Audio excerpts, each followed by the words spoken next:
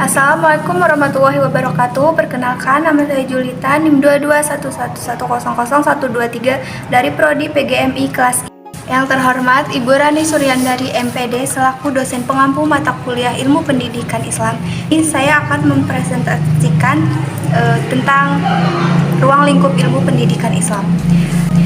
Yang pertama kita bahas sebelumnya adalah pengertian pendidikan Islam. Apa sih pengertian pendidikan Islam?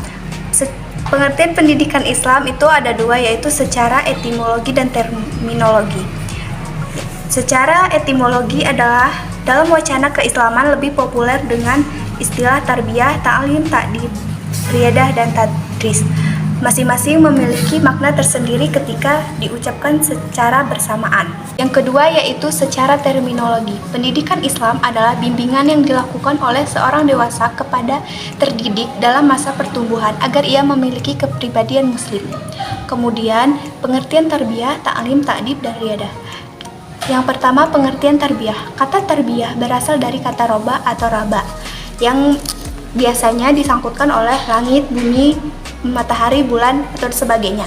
Yang kedua yaitu ta'lim, yaitu kata benda atau masdar yang berasal dari akar kata allama. Kemudian yang ketiga yaitu ta'dib, yaitu mendidik, sopan santun, tata krama, adab, budi pekerti, akhlak, moral, dan etika. Yang terakhir yaitu riyadah, secara bahasa diartikan dengan pengajaran dan pelatihan. Kemudian pemilihan istilah pendidikan dalam Islam. Terdapat 4 istilah dari masing-masing peristilahan, yaitu yang pertama kubu yang mengajukan istilah al-ta'lim adalah Abdul Fattah Jalal. Kubu yang mengajukan istilah tarbiyah adalah Muhammad Atiyah Al-Abrasi. Yang ketiga yaitu kubu yang mengajukan istilah al-ta'dib adalah Muhammad Al-Naqwid Al-Atas. Yang keempat yaitu kubu yang mengajukan istilah al-riyadah adalah Abdul Hamid Muhammad Al-Ghazali. Kemudian pengertian pendidikan Islam secara terminologi itu terdapat 2 pendapat, yaitu yang pertama pendidikan Islam.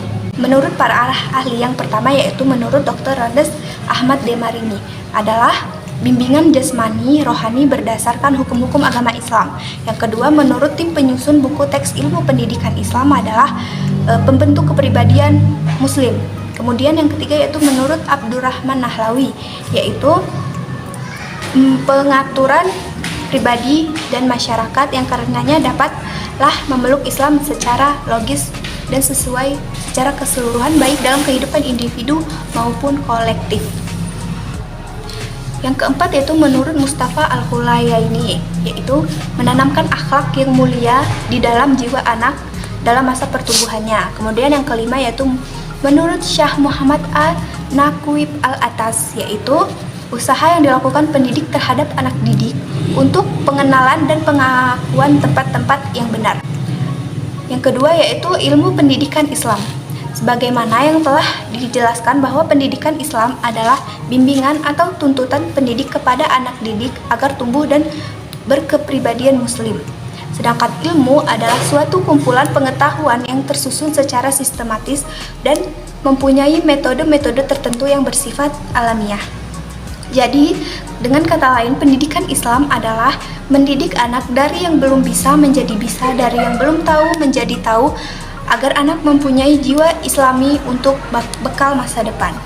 Nah, masalah yang keempat yaitu yang kita bahas adalah ruang lingkup ilmu pendidikan Islam itu sendiri. Apa saja yang termasuk ruang lingkup ilmu pendidikan Islam? Yang pertama yaitu perbuatan mendidik itu sendiri, yaitu sikap atau tindakan menuntut, pembimbing, memberikan pertolongan dari seorang pendidik Islam. Contohnya berlangsungnya proses pembelajaran. Yang kedua yaitu peserta didik.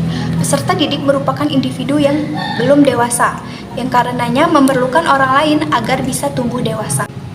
Materi selanjutnya yaitu sifat-sifat dan kode etik peserta didik. Terdapat 7 sifat-sifat dan kode etik peserta didik, yaitu yang pertama, belajar dengan niat ibadah dalam rangka taqarrub kepada Allah Subhanahu wa taala.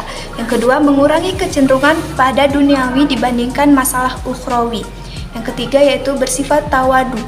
Yang keempat, menjaga pikiran dan pertentangan yang timbul dari berbagai aliran. Yang kelima, mempelajari ilmu-ilmu yang terpuji atau mahmudah. Yang keenam, belajar dengan bertahap atau berjenjang dengan memulai pelajaran yang mudah atau konkret menuju pelajaran yang susah atau abstrak, atau dari ilmu yang fardu ain menuju ilmu kifayah. Yang terakhir yaitu belajar ilmu sampai tuntas untuk kemudian beralih pada ilmu lainnya. Baiklah, mungkin itu saja yang bisa saya sampaikan dalam video ini. Kurang lebihnya saya memohon maaf atas perhatiannya.